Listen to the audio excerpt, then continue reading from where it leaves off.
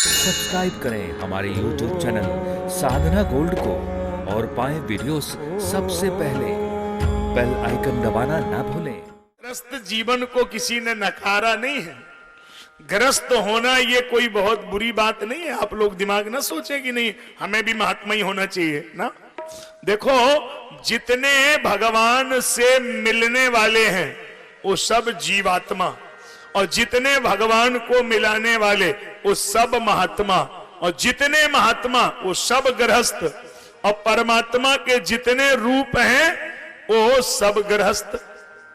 Money महात्मा भी गृहस्थ हैं और परमात्मा भी गृहस्थ हैं। देख लो, आप जोड़ लो।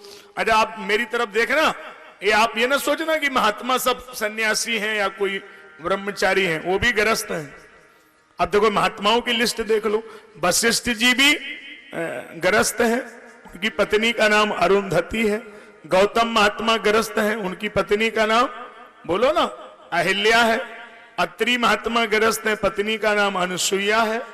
तो ये महात्मा भी गृहस्थ हैं और परमात्मा भी गृहस्थ हैं। राम जी गृहस्थ हैं, कृष्ण भगवान गृहस्थ हैं, विष्णु भगवान, सब ये गृहस्थ ही तो हैं। लेकिन बात ये है भाई, गृहस्थ होना बुरी बात नहीं है, लेकिन ग्रहासक्त होना ये बुरी बात है। ग्रहासक्त नहीं होना चाहिए। गृहस्थी में रहे, शानंदम सदनम सुतास्य सुधिया कांता प्रिया लापनी इच्छा पूर्ति धने सुभाषित रति मिष्ठान्न पानम ग्रहे साधो संग मुपासते प्रतिदिनम धन्यो गृहस्थाश्रम। वो गृहस्थ आश्रम होता है जिसमें 5 यज्ञ रोज करना चाहिए। देव यज्ञ, ऋषि यज्ञ, भूत यज्ञ, पितृ यज्ञ। सवेरे पहला रोटी जब सेका जाता है तो गाय को देना चाहिए। आखिरी में मोटी मोटी रोटी होती है, कुत्ते को देना चाहिए। एक थाली सजा के रख देना चाहिए कि कोई घर में जरूर मेहमान आ जाए, उसके भाग्य से निकाल के रख दें। गृहस्थ वो नहीं होता है जो अपने बच्चों को खिलाता है। गृहस्थ का धर्म है किसी को खिला के खाता है।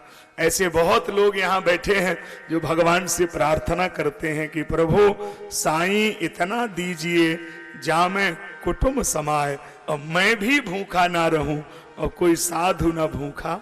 और यदि कोई भूखा ही चला गया तो खूब आपके घर में भरा रहे तो क्या फायदा। द्वार पे कोई आ जाए तो उसको खिलाना ये गृहस्थ का धर्म है। तो गृहस्थ तो सारे धर्मों में सबका पालन करता है। यद्यपि सन्यासी की महिमा बहुत बड़ी है, लेकिन वो सन्यास सब कर नहीं सकते हैं, सबके जीवन में नहीं है। क्योंकि सन्यास बहुत कठिन है। अगर वृत्तियों का त्याग हो जाए, वृत्तियां अगर हमारी मनोवृत्तियां और हमारा जीवन अपने आप ही भगवत चरणार विंदों में लग जाए, संसार से निवृत्ति हो जाए, तो वो तो बहुत बड़ा सन्यास है। और सन्यास के क्रम में जो हमने पढ़ा है तो गरुड़ पुराण में लिखा है कि जो दंड ले लेते हैं सन्यासी, वो बहुत ही उनकी महिमा बड़ी हो जाती है। गरुड़ पुराण का श्लोक है, दंड ग्रहण मात्रेण नरो नारायणो भवेत।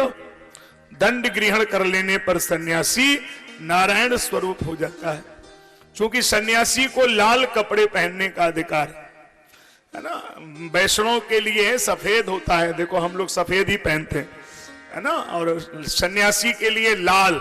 क्योंकि सन्यासी शरीर नहीं होता। ये दुनिया में पहला ऐसा जीवन है जो सन्यासी का कठोर जीवन है। अपना पिंड कोई नहीं दे सकता है। अगर आपसे कहूं दे दो तो नहीं दोगे, क्योंकि मरने के बाद ही पिंडदान बच्चा करता है। लेकिन सन्यासी अपना पिंड खुद देता है। जब उसको सन्यास दिलाया जाता है, अगर आप 10 नामी परंपरा से परिचित हैं, क्योंकि हमारे महापुरुष तो सब 10 नामी सन्यासी में थे, तो हम लोगों ने तो बड़े निकट से देखा। उसमें स्वयं अपने हाथ से अपना पिंड देना पड़ता है। इसलिए सन्यासी का शरीर जलाया नहीं जा सकता। वो तो मुर्दे का शरीर है, उसने तो शरीर को जला दिया। वो तो अपने को शरीर मानता ही नहीं है। वो तो भगवान शंकराचार्य कहते हैं, चिदानंद रूपा शिवोहम शिवोहम अहम ब्रह्मास्मि प्रज्ञानम ब्रह्म तत्त्वमसि। वो तो अपने आप को ही ब्रह्म के स्वरूप में प्रतिष्ठित कर लेता है। सन्यासी में शरीर नहीं होता, सन्यासी शरीर का साक्षी होता है, चेतन होता है। तो ये सन्यास कठिन है, वंदनीय है वो महापुरुष जिन्होंने सन्यास का जीवन जिया है। और भगवान को मिलना है तो वो तो किसी भी आश्रम में मिल सकते हैं।